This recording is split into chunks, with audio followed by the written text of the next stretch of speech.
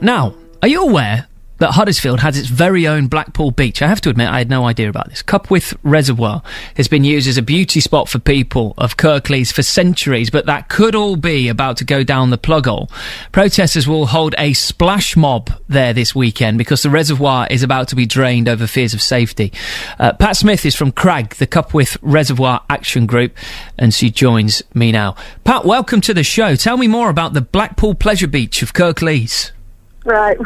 Thank you for your interest in this. It's actually Pat Jones, not Pat Smith. Oh, I'm sorry. There we are. Apologies about it. Pat Jones, I don't know where I got Smith from. It was described as similar to Blackpool Beach in the last century when families used to go there on sunny summer's days, but I think the similarity sort of ends with a small beach and lots of sun occasionally, but certainly a very, very popular area to visit. So there's no Big Dipper, no donkeys?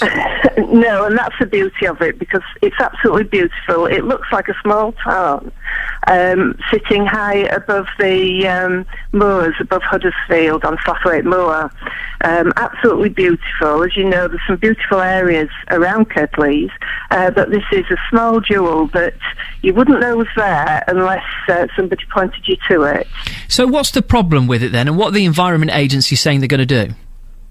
Well, I mean, they're not going to drain it just yet. That's why we're protesting, because we're hoping that there can be an alternative solution.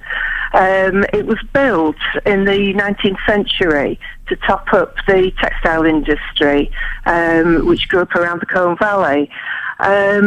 It was discontinued for that use many, many years ago, and the Environment Agency are concerned about the safety. There's a small dam across it. It is quite shallow, but they are concerned that the dam should be repaired, and I think the initial solution sought by the owner was possibly draining it all, and thereby eliminating any risk. Okay, so, I mean, you can appreciate, though, that whoever owns the reservoir is going to want to make sure it's as safe as possible for people and probably doesn't want any risk because ultimately they're responsible. Yeah, absolutely. But we're actually questioning the risk and also the solution that's being sought. We feel that the reservoir's capacity is much lower than maybe has been estimated, and that engineers haven't looked at every solution. And we're hopeful that the Environment Agency, which I think meets on Tuesday, will give the Dartmouth Estate a bit more time to seek alternative solutions. Okay. I mean, the Environment Agency, I think they're saying they need to drain about 10,000 cubic metres of water from there. It sounds like quite a lot, but, I mean, they're quite scientific bods. I imagine they know this and they've worked it out. What makes you so sure that you've got an alternative to this?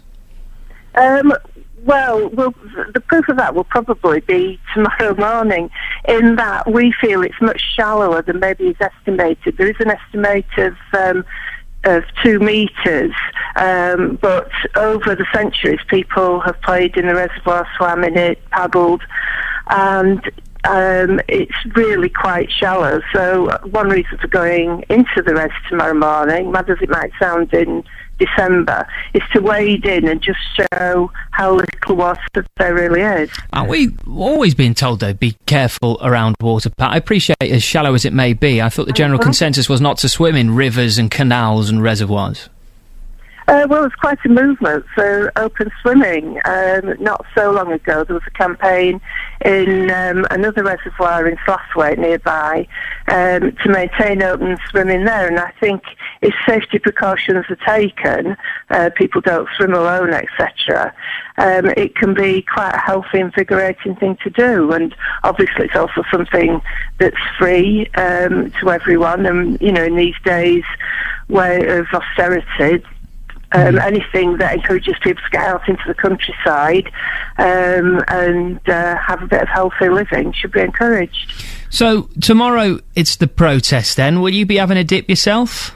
I certainly will. Will you? What are we talking about? Just up to the ankles, I imagine, because it's freezing at the moment. Yeah, I might go a bit deeper than the ankles. Oh, you're very brave, Pat. You're very brave.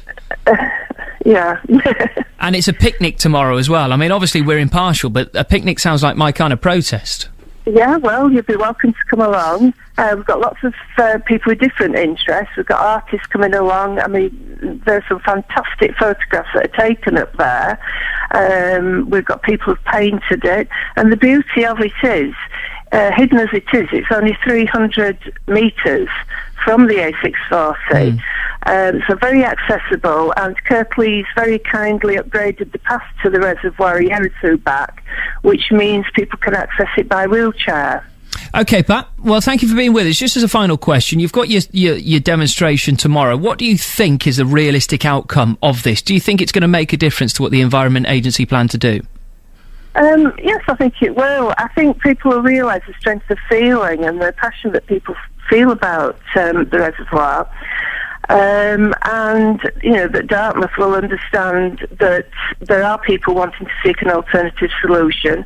And we really hope that the Environment Agency will give them more time. We believe there are other solutions. I mean, what they were wanting to do was reduce the outflow capacity, so most of it drained out. Well, maybe there can be a compromise there. OK. Pat, thank you for being with us. OK, well, thank you for your time. Take care. Thank you, and tell everyone to be there.